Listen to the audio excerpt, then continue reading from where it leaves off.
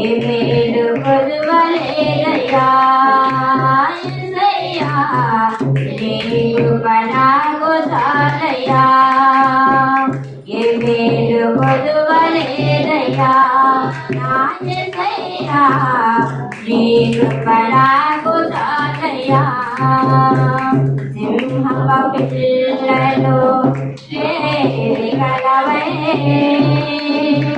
ఆగలే కొనునే మొగానే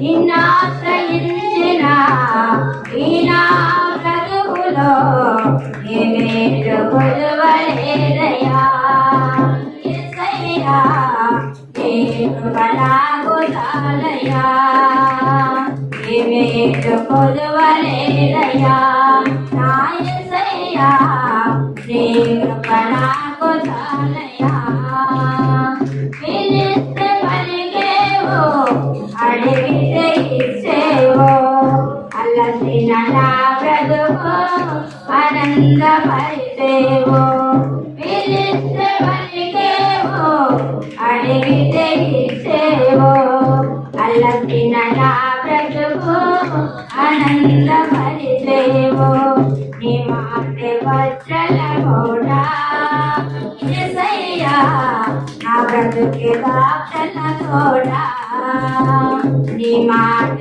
వజ్రల కోట యేసయ్యా నా బ్రతుకే దాక్షల తోట సింహ పిల్లలు లేని కలవై ఆగలే కొనునే మొగానే నిన్నాశ్రయించిన ఈనా బ్రతుకులో ఏ మేలు కొలువలేదయ్యా యేసయ్యా నీ కృప నాకు చాలయ్యా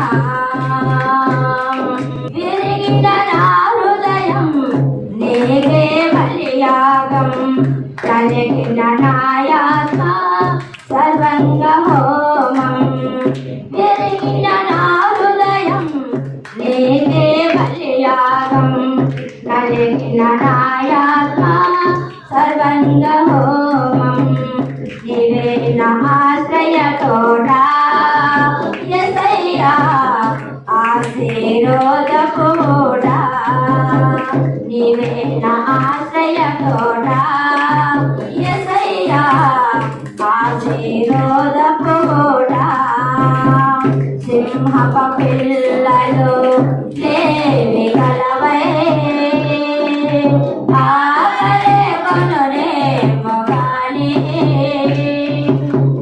నిన్నాశ్రయించిన ఈనా బ్రతుకులో ఏ మేలు కొలువలేదయ్యా నా యేసయ్యా ఏ మేలు కొలువలేదయ్యా నా యేసయ్యా నీ కృప నాకు చాలయ్యా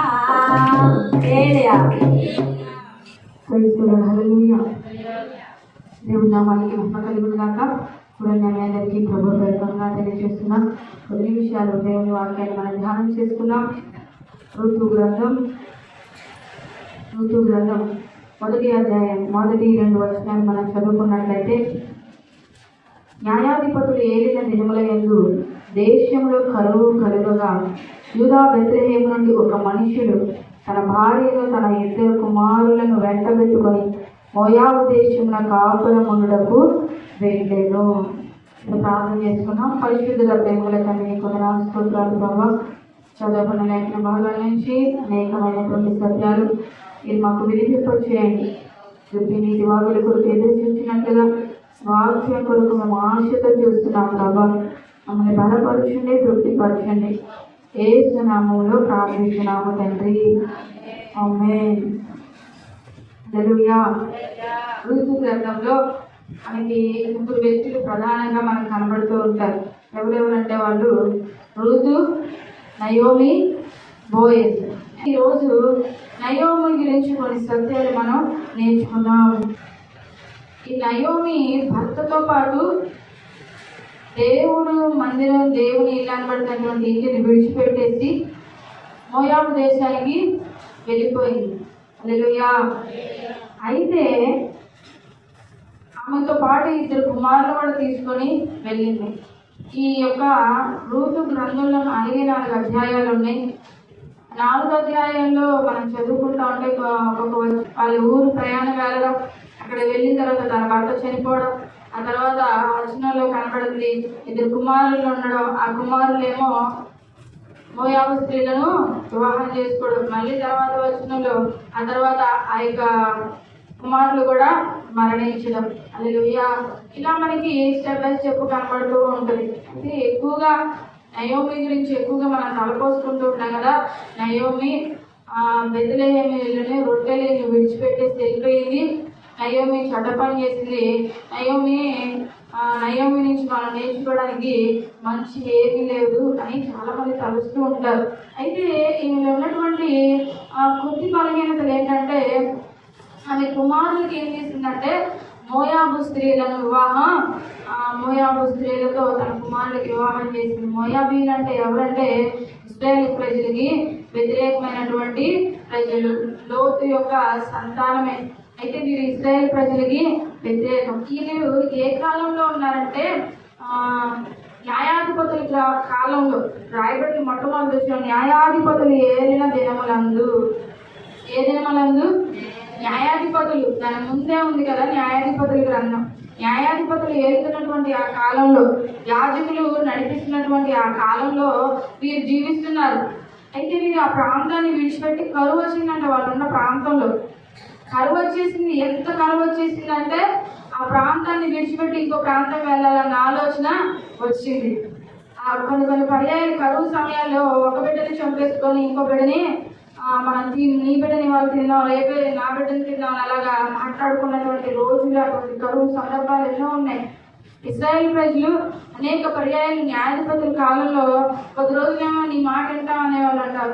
కొద్ది రోజుల తర్వాత మరలా విడిచిపెట్టేసేవాళ్ళంట. అందుకే దేవుడు కొన్ని పర్యాయాలు, కొన్ని తెగుళ్ళు, కొన్ని కష్టాలు, కొన్ని నష్టాలు, కొన్ని కరువులు ఆజ్ఞాపించాడు. అయితే వీరు ఆ ప్రాంతం నుంచి వచ్చేసి ఎన్నో కోల్పోయారు. అయితే ఈమె చేసినటువంటి పని ఏంటంటే ఆమె ఒకే ఒక విషయంలో అంటుంది కదా, దేవుడే నాకు ఇలాగా చేస్తాడు, దేవుడే నన్ను ఇట్లాగా విక్తురాలిగా చేస్తాడే అంటారు. హల్లెలూయా. దేవుని యందు విశ్వాసం ఉంచినామే, దేవుని యందు భయభక్తులు కలిగినామే, దేవుని యందు నమ్మకం కలిగి జీవించినామే. అయితే కొన్ని పర్యాయాలు మాత్రమే దేవునికి వ్యతిరేకంగా మాట్లాడినట్లుగా మనం చూస్తూ ఉంటాం. హల్లెలూయా. వ్యతిరేకంగా చేసింది. ఎట్లాగంటే కుమారులకేమో మోయాబు స్త్రీలను ఇచ్చి వివాహం చేసింది. రెండవదిగా ఏం చేసిందంటే ఎప్పుడైతేనంట మరలా బిడ్డలు కోల్పోయిన తర్వాత ఏ ప్రాంతాన్ని అయితే విడిచిపెట్టొచ్చిందో ఆ ప్రాంతంలో దేవుడు ఏం చేశాడంటే మరలా సంపదని ఇచ్చాడు కదా. అప్పుడు ఏం చేసిందంటే యెహోవా మరలా ఆశీర్వాదం ఇచ్చాడని గ్రహించి మరలా అక్కడికి వెళ్ళిపోవడానికి సిద్ధపడింది. అప్పటికి 10 సంవత్సరాలు సొంత గ్రామానికి దూరంగా ఉంది. హల్లెలూయా. 10 సంవత్సరాలు మీ సొంత గ్రామానికి దూరంగా విడిచి వెళ్ళిన తర్వాత మీరు బాగా సంపాదించుకొని వెళ్తే చాలా గర్వంగా పొగుడుతూ ఉంటారు. అయితే మీ సొంత గ్రామానికి వెళ్ళింది. అందరూ ఎదురొచ్చేసి అంటున్నారు కదా, అయ్యో నయోమి బాగున్నావా, ఏంటి 10 సంవత్సరాలు అయిపోయింది మనం కలుసుకొని, ఏంటి పరిస్థితి అంటే అంటుంది కదా, నా పేరు నయోమి అనమాకండి, మారా అనండి. నయోమి అంటే అర్థం ఏంటి? మధురము, తీపి. హల్లెలూయా. మధురం, ప్లెజెంట్ అని అర్థం. అది ఎంతో హాయినిస్తూ ఉంటుంది. ఆమె బ్రతుకు ఒకప్పుడు అలాగే ఉంది. ఇప్పుడు నీ పేర్లకి ఎంత అర్థం తెలుసుకొని ఉంటారు. నా పేరుకి తగిన జీవితం ఉందో లేదో పరిశీలన చేసుకుంటూ ఉండేవాళ్ళు ఆనాడు ప్రజలు. నయోమి జీవితంలో ఆమెకు ఉన్నటువంటి పరిస్థితిని బట్టి అంటుంది కదా, నన్ను నయోమి అనద్దు, మారా అనండి అని పిలుస్తుంది. అయితే అంతవరకు బాగుంది. కానీ అక్కడ మనం చదువుకున్నట్లయితే చూడండి, 1వ అధ్యాయం, ఋతు గ్రంథం 1వ అధ్యాయం 20వ వచనం చదువుకున్నట్లయితే ఆమె సర్వశక్తుడు నాకు దుఃఖము కలుగు చేసిన కనుక నన్ను నయోమి అనగా మారా అనుడి. హల్లెలూయా. ఏమంటుంది? సర్వశక్తుడు నాకు దుఃఖం కలుగజేశాడు. ఇప్పుడు ఏదో క్రియల ఫలం, ఏదో నేను ఇలా నష్టపోయాను, నేను కోల్పోయాను అంటలేదు. మనం నయోమి గురించి తనకున్న బలహీనతలు చూస్తున్నాం, తనలో ఉన్న మంచి లక్షణాలు చూస్తున్నాం. ఆ బలహీనతలు మనలో ఉండకుండా మనం ఏం చేయాలంటే మనలో నుంచి కూడా తీసేయాలి. కష్టం వచ్చినప్పుడు, బాధ వచ్చినప్పుడు, నష్టం వచ్చినప్పుడు యోగు పలకలేదుగా, సర్వశక్తులు నన్ను బాధ పెట్టాడు, బంధువులు వచ్చి స్నేహితులు వచ్చి ఓదారుస్తుంటే సర్వశక్తులు నాకు ఇలా చేస్తాడు, నా బలం తీసేస్తాడు, నాకు ఆరోగ్యం తీస్తాడు, నా ధనం తీస్తాడు అని మాట్లాడట్లేదు. కానీ నయోమి మాత్రం తన జీవితంలో ఏం చేస్తుందంటే తనకున్నటువంటి బాధను బట్టి అంటుంది కదా, సర్వశక్తుడు నాకు దుఃఖము కలుగ చేశాను. హల్లెలూయా. సర్వశక్తుడు నాకు దుఃఖం కలుగ చేశాడు అంటారు. ఇదే అధ్యాయం 13వ వచనం చివరి భాగం చదువుకుంటే, యెహోవా నాకు విరోధి ఆయను, అది మిమ్మల్ని నొప్పించినంత కంటే నన్ను మరి ఎక్కువగా నొప్పించినని వారితో చెప్పాడు. యెహోవా విరోధి అయిపోయాడు అంటారు. దేవుడు నాకు విరోధి అయిపోయాడు. ఎంత తనకున్న బలహీనతలో ఏం మాట్లాడుతుందో కూడా ఆమె అర్థం కావట్ల. దేవుడు విరోధి అయిపోవడం ఏంటండి? దేవుడు ఏమన్నాడు? మన శత్రువులు కూడా మన మిత్రులుగా చేసేటువంటి దేవుడు. ఒకని ప్రవర్తన ఆయనకి ఇష్టంగా ఉంటే మన శత్రువులు సైతం మిత్రులుగా చేస్తానటువంటి దేవుడు మనకు శత్రువు అయిపోతాడా? ఏమంటుంది? యెహోవా నాకు విరోధి అయిపోయాడు అంటుంది తన కోడలతో. అంతేకాకుండా ఇంకో చోట అంటుంది కదా, సర్వశక్తుడే నాకు దుఃఖం కలుగు చేస్తాడు. ఏమో నా పరిస్థితి ఇలా అయిపోయిందా నన్ను మాట్లాడకుండా దేవుడే నాకు ఇటువంటి పరిస్థితిలోకి నడిపించాడు. ఎంతో మంది మనందరి నిత్య జీవితంలో అనేక పర్యాయాలు ఈ మాటలు మాట్లాడుతూ ఉంటాం. దేవుడికి న్యాయం లేదండి, అందుకే నాకు ఇలాగా జరిగిస్తున్నాడు నా పట్ల అలాగా. అయ్యో మీ మాట్లాడినట్లుగా మనం మాట్లాడేవాళ్ళగా మనం ఉండకూడదు. ఈ శ్రమలు కష్టాలు ఏమవుతాయి అంటే మన యొక్క క్రియల ఫలం, కొన్ని మన కర్మల ఫలం, మనం చేసేటువంటి పనుల యొక్క విధానమే మన జీవితాల్లో వస్తూ ఉంటుంది. దాని కొరకు మనం ప్రభువు నిందించేవారుగా ఉండకూడదు. ఆ ఒక్క మాటే అనుకున్నా ఇంకా అంటాను కదా, సర్వశక్తుడే నన్ను రిక్తురాలిగా చేస్తాడు. రిక్తురాలిగా చేయడం అంటే ఇక్కడ నుంచి నేను సర్వ సమృద్ధి కలిగిన దానికే వెళ్ళాను, ఆయన నన్ను ఏం చేస్తాడు? ఒంటరిదాన్ని చేస్తాడు. ఎంత భయంకరమైనటువంటి విధానంలో దేవునికి వ్యతిరేకంగా మాట్లాడిందనండి. తన యొక్క కష్ట సమయంలో, బాధ సమయంలో సర్వశక్తుడే నేను ఇక్కడ నుంచి అయితే మంచిగా వెళ్ళాను, కానీ వచ్చేటప్పటికి ఏమైపోయానంటే రిక్తురాలిగా అయిపోయాను. సమృద్ధి కలిగి వెళ్ళాను, భర్తతో బిడ్డలతో సమృద్ధి కలిగి వెళ్ళాను, కానీ ఇప్పుడు నేను ఒంటరిగా ఉన్నాను, నేను రిక్తురాలిగా ఉన్నాను. రిక్తురాలంటే ఏ ఆధారం లేదు, ఏ ఆధారం లేని దానిలాగా అయిపోయాను. దీని అంతటికి కారణం ఎవరు? యెహోవానే. ప్రజలందరి ఎదుట అలాగా అందరూ వచ్చి పలకరిస్తుంటే అలాంటి మాటలు పలుకుతూ అంటుంది, సర్వశక్తుడే నన్ను బాధపరిచాడు. చాలా శ్రేష్టమైనటువంటి లక్షణాలు కూడా ఉన్నాయి. అవి మనం చూసుకున్నట్లయితే మొట్టమొదటిగా ఈమె భర్త మార్గంలో నడిచిందిగా కనబడుతుంది. ఏ మార్గంలో? భర్త మార్గంలో నడిపించింది. మొదటి వచనం మనం చదువుకున్నాం కదా, ఒక మనుషుడు తన భార్యను తన ఇద్దరు కుమారులను వెంట పెట్టుకొని మోయాబు దేశమున కాపురం ఉండటకు వెళ్ళెను. భర్త వెళ్ళాలి అని చెప్పినప్పుడు భర్త యొక్క అడుగుజాడల్లోనే నడిచి, భర్త చెప్పినటువంటి మార్గంలోనే ఆమె నడిచి లోబడినట్లుగానే కనబడుతుంది. హల్లెలూయా. రెండవదిగా చూస్తే తను ఎంతగానో అండి తన కోడళ్ళ పట్ల ప్రేమని, దయని, కనికరాన్ని, వాత్సల్యాన్ని కలిగినట్టుగా మనకి కనబడుతుంది. ఇదే అధ్యాయం 8వ వచనం చూస్తే, నయోమి తన ఇద్దరు కోడళ్ళను చూసి, మీరు మీ తల్లుల ఇంట్లకు తిరిగి వెళ్ళుడి, చనిపోయిన వారి ఎడలను నా ఎడలను మీరు దయ చూపినట్లు యెహోవా మీ ఎడల దయ చూపును గాక. హల్లెలూయా. ఎంత గొప్ప మనసు అండి. మీ ఎడల తన కోడళ్ళు ఇద్దరు కూడా, ఈమె బయలుదేరి వెళ్తూ ఉంది, మరలా బెత్లెహేము ఊరిలోకి వెళ్తుంటే కోడళ్ళు ఇద్దరు అంట ఆమె వెంట వెళ్ళడానికి సిద్ధంగా ఉన్నారంట. ఆ కోడళ్ళు ఇద్దరుతో అంటుంది కదా, మీరు నా వెంబడేం రామాకండి, మరలా మీ తండ్రి తల్లి ఇంటికి వెళ్ళిపోయి అక్కడికి వెళ్ళి వారితో మీరు సంతోషంగా ఉండండి అని మీరు నా ఎడల మీరు ఎలా దయ చూపిస్తున్నారు. అంతేకాకుండా నా యొక్క చనిపోయినారు కదా నా భర్త నా బిడ్డలు వారి ఎడల మీరు ఎలాగ దయ కలిగి ఉన్నారో అలాగే దేవుడు కూడా మీ ఎడల దయ చూపునుగాక. హల్లెలూయా. ఎంత నిస్వార్థమైనటువంటి మనసుతో కోడల్ని దీవిస్తుందో చూడండి. ఎంత దీవెనకరమైనటువంటి వచనాలు కలుగుతుందో. ఎంతో మంది కుటుంబాల్లో చిన్న సమస్యలు వచ్చేస్తే ఏం కోరుకుంటారంటే అత్త నాశనానేమో కోడలు కోరుకుంటుంది, కోడల నాశనానేమో అత్తగారు కోరుకుంటున్నారు. హల్లెలూయా. ఇప్పుడు నయోము గురించి మాట్లాడుతున్నారు. కోడలేమో ఇది మాకు సంబంధించి కాదు, అత్తగారులేమో ఇది మాకే సంబంధించి. హల్లెలూయా. వాక్యాన్ని మనం అర్థం చేసుకోకూడదు కానీ అందరి కోసం దేవుడు మాట్లాడుతూ ఉంటారు. ఇప్పుడు కోడళ్ళైన వాళ్ళు రేపొద్దున అత్తగారులు అవుతారు. ఇప్పుడు అత్తగారులు అయిన వాళ్ళు ఒకప్పుడు కోడళ్ళుగానే వస్తూ ఉన్నారు. హల్లెలూయా. ఈ యొక్క బంధంలోనే కాకుండా అందరి ఎడల కూడా ఈ అత్త కోడలు అనేటువంటి వీరి మధ్య ఉన్న ప్రేమ, వీరి మధ్య ఉన్న బంధమే కాదు, ఇది మనం అందరి ఎడల కనపరిచే వారిగా మనం ఉండాలి. దేవుడు అన్నాడు కదా, నిన్ను వలె నీ పొరుగు వారిని ప్రేమించు అన్నాడు. కానీ ఇక్కడ ఒక రిలేషన్ మన ముందు కనబడుతూ ఉన్నది, ఒక ఉదాహరణ లాగా.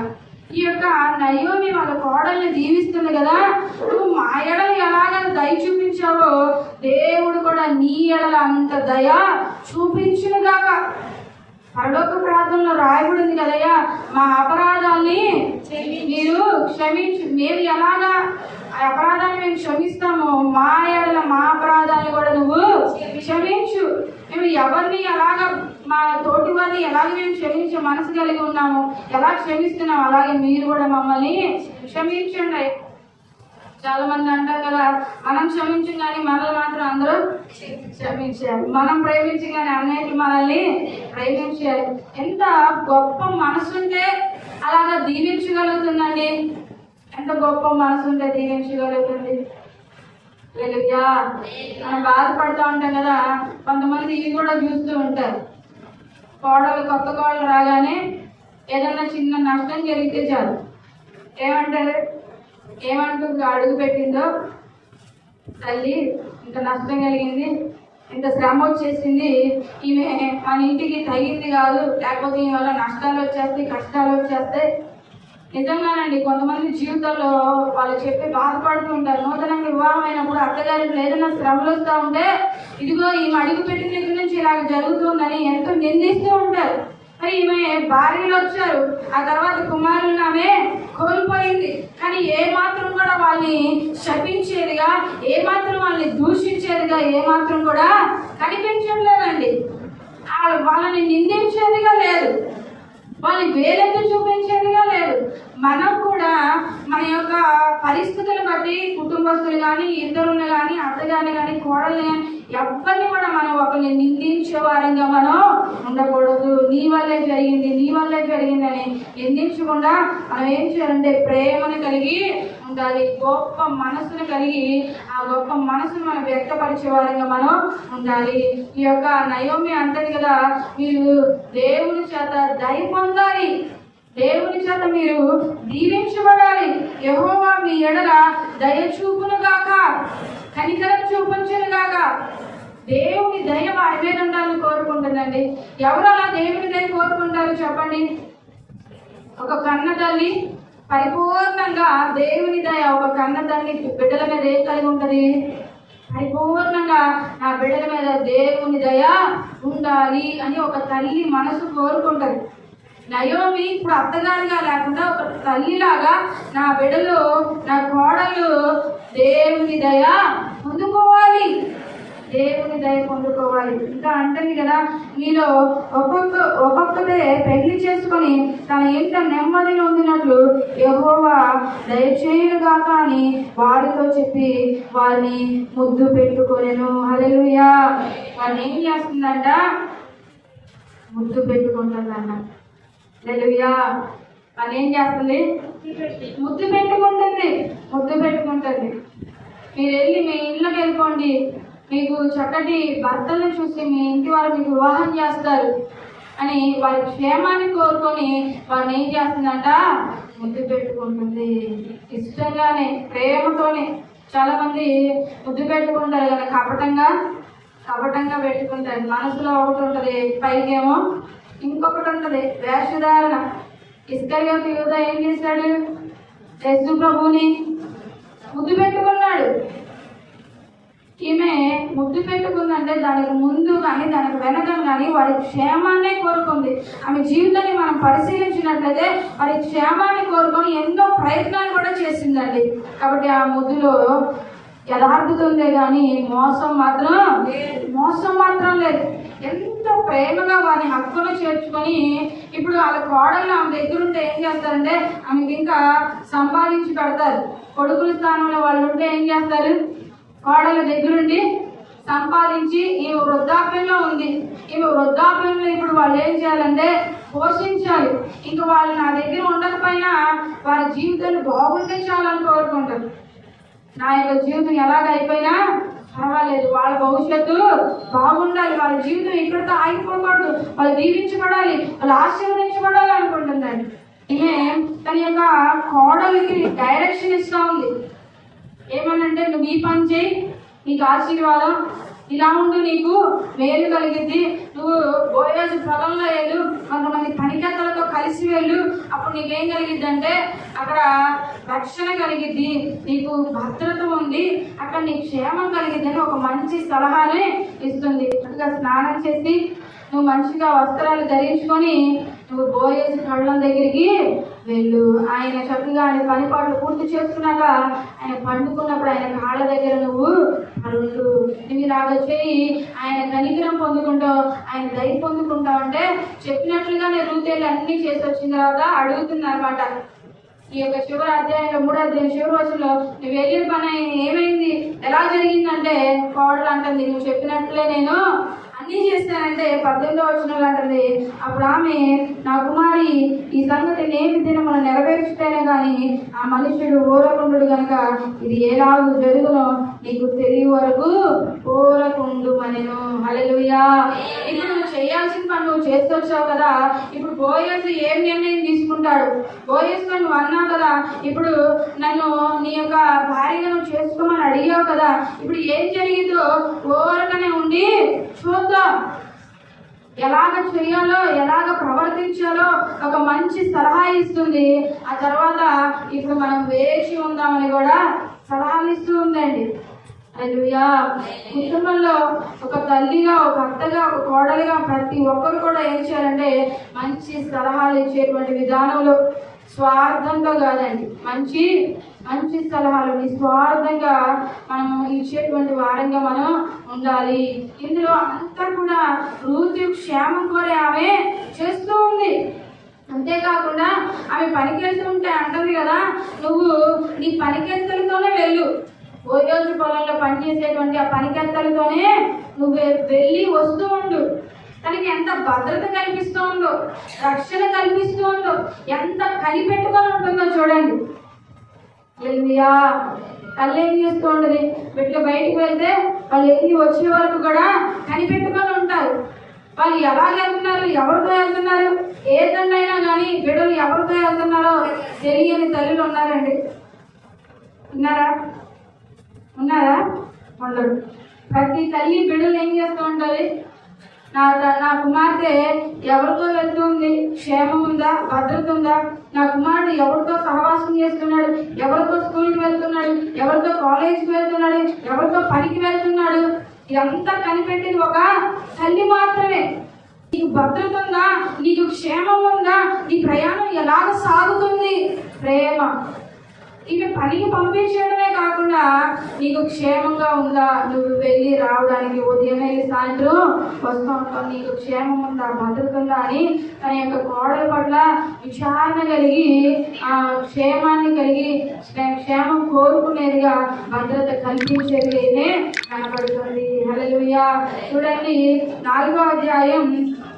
4వ అధ్యాయంలో మనకు కనబడుతుంది కదా, ఈమె స్వార్థం లేనిగా కనబడుతుంది. 4వ అధ్యాయం 3-4 వచనాలు చదువుకుంటే, అతడు మోయాబు దేశం నుండి తిరిగి వచ్చిన నయోమి మన సహోదరుడైన ఎలీమెలకునకు కలిగిన భూభాగమును అమ్మివేయుచున్నది కనుక నీవు చెవులారా వినట్లు నేను ఒక సంగతి తెలియచేయాలని ఉన్నాను. హల్లెలూయా. ఇప్పుడు బోయజు అన్నాడు కదా, నేను నిన్ను వివాహం చేసుకుంటాను. అయితే నాకన్నా దగ్గర బంధువు ఇంకో ఆయన ఉన్నాడు, ఆయన నీ పొలాన్ని కొనుక్కునేటట్లుగా అయితే ఆయనే నిన్ను చేర్చుకుంటాడు. ఒకవేళ ఆయన నేను చేర్చుకోను అంటే నేను నెక్స్ట్ నేను అవకాశాన్ని నేను సద్వినియోగం చేసుకుంటాను, నీకు నేను న్యాయం చేస్తానని మాట్లాడాడండి. హల్లెలూయా. వెంటనే ఏవైతే దగ్గర బంధువు ఉన్నాడో బోయేజ్ ఆ బంధువుని పిలిపించేసి ఒక 10 మంది పెద్దల్ని పిలిపించేసి కూర్చోబెట్టి అంటున్నాడు కదా, నయోమికి ఒక భూభాగం ఉంది, అది అమ్మడానికి ఇష్టపడుతుంది, నువ్వు కొంటావా అని అంటున్నాడు. హల్లెలూయా. మొట్టమొదటి ఎవరికి ప్రాధాన్యత ఇస్తారు? దగ్గర బంధువులు. స్థలం అమ్మడానికి కొన్ని కట్టుబాట్లు ఉంటాయి. పొలం అమ్మడానికి కొన్ని పనులు చేయడానికి మొట్టమొదటి ప్రాధాన్యత ఎవరికి ఇచ్చేవాళ్ళు? దగ్గర వారికి. వాళ్ళు కాదంటే మరొకరికి, వారు కాదంటే మరొకరికి అలాగా అవకాశం ఇచ్చేవారు. అయితే ఆ దగ్గర బంధువుని అడుగుతున్నాడు అనమాట, చూడండి ఇదిగో నువ్వు నయోమి పొలం అమ్మడానికి ఇష్టపడుతుంది, నువ్వు కొనుగోలు చేసుకుంటావా? ఇప్పుడు తన కోడల కోసం పొలాన్ని ఏం చేస్తుంది? అమ్మేయడానికి ఇష్టపడిందండి. అమ్మేయడానికి ఇష్టపడింది. తన కోడల కోసం తన యొక్క భూభాగాన్ని ఏ స్వార్థం లేకుండా తన యొక్క కోడల కోసం అమ్మేయడానికి ఇష్టపడింది. ఆ వ్యక్తి అన్నాడు కదా, ఆ భూభాగం అయితే తీసుకుంటా అంటే బోయజ్ అన్నాడు, భూభాగమే కాదు వారి స్వాస్థ్యం నిలబడినట్లుగా రూతును కూడా వివాహం చేసుకుని వారి ఇంటికి స్వాస్థ్యతను అందించాలంటే ఇదైతే నేను చేయను, నాకు వద్దు, ఈ అవకాశం నువ్వే తీసేసుకో అంటే అప్పుడు బోయజ్ ఏం చేస్తాడంటే ఆ భూభాగాన్ని కొనుక్కోవడం, రూతును కూడా వివాహం చేసుకోవడం జరిగింది. హల్లెలూయా. ఇంకా నిస్వార్థంగా ఎన్నో పనులు చేస్తుందండి. నయోమిని దేవుడు ఎంతగానో దీవించాడు, ఎంతగానో ఆశీర్వదించాడండి. ఎన్నో మంచి అనుభవాలు కలిగి జీవించింది. ఆ మంటని అందరిని ఏమంటుంది, మీరు నన్ను నయోమి గారు మారా అని పిలవమని చెప్పింది. ఏ ఒక్కరు కూడా ఆమెని మారా అని పిలవడానికి ఇష్టపడరు. అందరూ ఏమని పిలుస్తున్నారు? నయోమియే అంటున్నారు. దేవుడు అదే పలుకుతా ఉన్నాడు, ఆమె కూడా అలాగే పలుకుతా ఉంది. హల్లెలూయా. మన జీవితాన్ని మనమే నిర్ధారణ చేసేసుకొని మనం అంటాం 10 సార్లు, నేను దురదృష్టవంతురా, నేను దురదృష్టవంతురా, నాకు అట్లాగే జరుగుతుంది, నాకు ఇట్లాగే జరుగుతుంది. కానీ దేవుడు అయితే అలా అన్నట్లా, నువ్వు అదృష్టవంతురాలే, దేవుని కృప పొందిన దానివే, దేవుని దయ పొందిన దానివే. హల్లెలూయా. దేవుడు అలాగే పలకడానికి ఇష్టపడుతున్నాడు, అందరి చేత పలికించడానికి కూడా ఆయన ఇష్టపడుతున్నాడు. కొద్ది కాలం అండి మన యొక్క జీవిత కాలంలో ఎత్తు పల్లాలు వస్తూ ఉంటాయి. కొన్ని సమయంలో కష్టకాలం వస్తుంది, కొన్ని సమయంలో సంతోషకరమైన దినాలు వస్తూ ఉంటాయి. కష్టకాలం వచ్చినప్పుడు మనకు వచ్చినట్లుగా దేవునికి వ్యతిరేకంగా మాట్లాడాడు, ఆ తర్వాత మరలా సంతోషంగా ఉండడం, కానీ క్షమించాలి అంటూ ఇదే మన రీసైకిల్ అలా జరిగించబడకూడదు. కానీ గుర్తెరగాలి, కష్టకాలం వచ్చినప్పుడు కొద్ది రోజుల తర్వాత ఏమొస్తుంది? సంతోషం వచ్చింది. హల్లెలూయా. పంట వేసేటప్పుడు విత్తనాలు కొనుక్కోవాలి, మందులు కొనుక్కోవాలి. అందరూ ఏం చేస్తారంటే అప్పు చేసో కష్టపడో శ్రమపడో ఏం చేస్తారు? అవన్నీ కొనుక్కొచ్చి దున్ని కొంత శ్రమ, ఆ పంట కాలం అదంతా పూర్తయిన తర్వాత పంట చేతికి వచ్చినప్పుడు ఏమొచ్చింది? వాళ్ళకి సంతోషం. అప్పు సమస్య ఉండదు, అప్పు బాధ ఉండదు. అంతకు ముందు వరకు కొంత బాధ, అప్పులు చేసి చాలా మంది పొలం పనులు చేసుకునే వాళ్ళు చాలా మంది ఏం చేస్తారంటే కౌలుకి తీసుకోను, లేకపోతే కొంత ధనం అప్పు చేసుకొని ఏం చేస్తారంటే పొలాలు పంటలు వేస్తూ ఉంటారు. ఆ తర్వాత పంట చేతికి వచ్చిన తర్వాత కష్టకాలం ఉండదండి, సంతోషకరమైన కాలంగా మార్చబడింది. మనందరి జీవితంలో అలాగే వస్తుంటే ఆ కష్టాన్ని బట్టి ఇదే నా జీవితాన్ని మనం ఫిక్స్ అవ్వాల్సిన అవసరం ఏమీ లేదు. ఈ వంటల్ని కదా కష్టకాలాన్ని బట్టి నన్ను నయోమి అనే వాటిని మారానంటే దేవుడు అలా ఉంచడానికి ఇష్టపడలేదు, అక్కడ ఉన్న సాటి జనం కూడా అలా పిలవడానికి ఇష్టపడట్లేదు. చూడండి రూతు గ్రంథం 2వ అధ్యాయం 6వ వచనంలో చదువుకున్నట్లయితే, కోయి వారి మీద నుంచబడిన ఆ పనివాడు ఈమె మోయాబు దేశంలో నయోమితో తిరిగి వచ్చిన. హల్లెలూయా. అక్కడ పనివాడు అడుగుతున్నాడు, ఈ రూతు ఎవరంటే నయోమితో తిరిగి వచ్చినటువంటి మోయాబు యవ్వనస్తురాలు అని చెప్తున్నాడు. ఎవరిని? నయోమి. ఇంకా అంటున్నాడు కదా, చూడండి మనం చదువుకుందాం. 4వ అధ్యాయం 3వ వచనంలో, అతడు మోయాబు దేశము తిరిగి వచ్చిన నయోమి తన సహోదరుడైన. ఇక్కడ ఈయన కూడా ఏం పలుకుతున్నాడు? మారా అంటున్నాడా? మారా అంటున్నాడా? ఫలానా నష్టపోయి వచ్చిందే మారా, నయోమి మారాలా మారిపోయింది ఆమె అంటలా, నయోమి అంటున్నాడు. 9వ వచనం చదువుకున్నట్లయితే, బోయజు ఎలీమెలకులకు కలిగినది యావత్తును, ఫిలియోనుకును మహలోనుకును కలిగినది యావత్తును నయోమి చేతి నుండి సంపాదించినవి. హల్లెలూయా. నయోమి చేతి నుండి. ప్రతి ఒక్కరు కూడా ఆమెని చేదు అని పిలవడానికి ఇష్టపడట్లేదు. చేదైనటువంటి అనుభవాలు జ్ఞాపకం చేయడానికి ఇష్టపడట్లేదు. కానీ నీవు మధురమే, నీ జీవితం మధురమే. హల్లెలూయా. మనందరం జ్ఞాపకం చేసుకోవాలి. మనం అనేక పర్యాయాలు రూతు గురించి మనం ధ్యానం చేసుకున్నాం, నయోమి గురించి కూడా మనం ధ్యానం చేసుకున్నట్లయితే ఆమె ఎన్నో మంచి లక్షణాలు ఉన్నాయి. అందరి క్షేమాన్ని ఆమె కోరుకునేదిగా ఉంది. బోయజును దీవించబడాలని ఆశపడుతుంది, తన కోడలు దీవించబడాలని ఆశపడుతుంది. చూడండి, మనం మంచి ఉద్దేశాలు కలిగి వెళ్ళడమే. అది కొంతమంది అనుకూలంగా ఉన్న వారు పొందుకుంటారు, అనుకూలంగా లేని వాళ్ళు పొందుకోలేరు. నయోమికి 2 కోడళ్ళు అన్నారు, ఓర్పా, రూతు. రూతు ఆ ప్రేమను అర్థం చేసుకుంది, అది కావాలని కోరుకుంది. కాబట్టి అంతవరకు ఆమె కోసం పరిపూర్ణంగా పూచిపడి ఎన్నో కార్యాలు చేసింది. ఓర్పా వెళ్ళిపోయింది, ఏమి చేయలేదు. హల్లెలూయా. ఓర్పా విషయంలో దేవుడేమి నయోమిని నిందించాడు దేవుడు.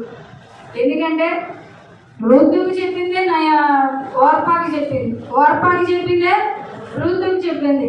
కానీ ఈమె ఒకలాగా దాన్ని స్వీకరించుకుంది. ఆమె దాన్ని ఏం చేసేసింది? త్రోసిపుచ్చేసింది. హల్లెలూయా. రూతుని నిలబెట్టుకొని చూడండి. చివరిగా 4వ అధ్యాయం